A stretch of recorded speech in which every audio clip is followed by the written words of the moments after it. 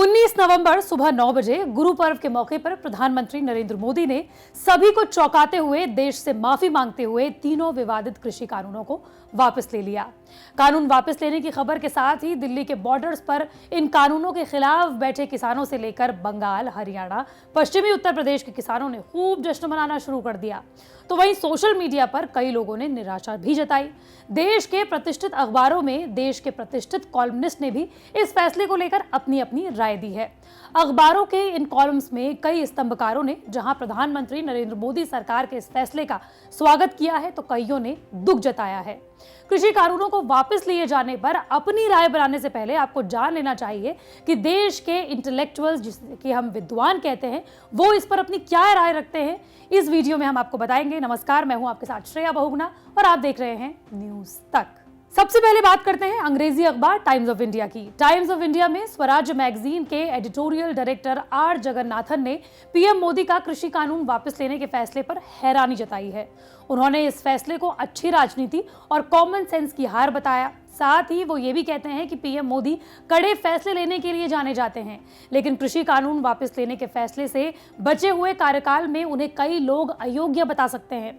हालांकि उनके राजनीतिक पूंजी को नुकसान ज्यादा नहीं पहुंचने वाला। कृषि कानून वापस लेने से जिन लोगों को फायदा होगा वो आगे भी देश के विकास में बाधा डाल सकते हैं। यहाँ तक कि वो ये भी कहते हैं कि लोकतंत्र की सबसे बड़ी कमजोरी ये है कि बुलंद आवाज वाले अल्पसंख्यक ज्यादातर बंद आवाज वाले बहुसंख्यकों की आवाज पर भारी पड़ते हैं। वो ये भी कहते हैं कि अब देश के अमीर किसान और अमीर हो जाएंगे। स्वराज मैगजीन के एडिटोरियल डायरेक्टर आर जगन्नाथन कहते हैं कि अपने फायदों के लिए पार्टियां और राजनेता देश के विकास की गति को कई समय से धीमा करते आए हैं।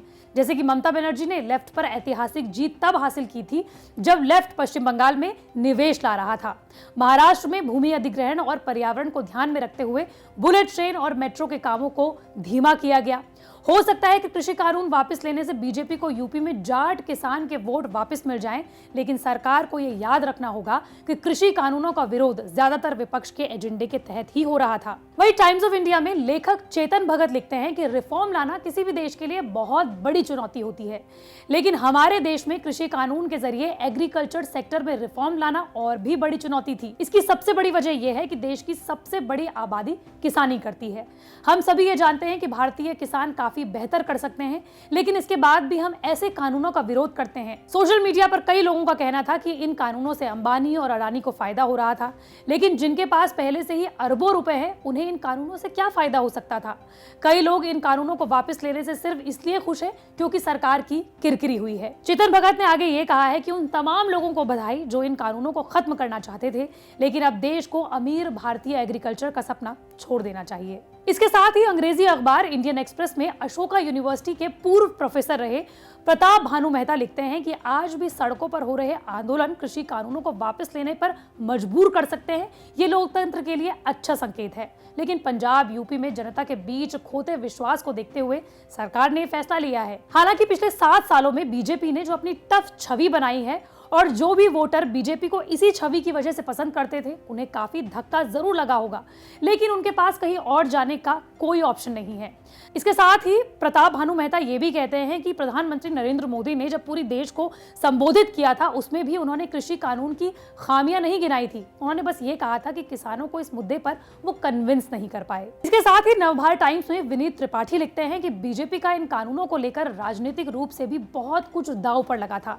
इसकी अगुवाई वाली सरकार साल भर तक इन कानूनों को किसानों के हित में बताती रही, इसके लिए अलग अलग तर्क भी देती रही। इसलिए जब इन्हें वापस लिए जाने के बाद आलोचकों को ये कहने का मौका मिला कि उत्तर प्रदेश, पंजाब, उत्तराखंड, हिमाचल प्रदेश और गोवा में होने वाले चुनावों को देखते हुए ये फैसला लिया गया।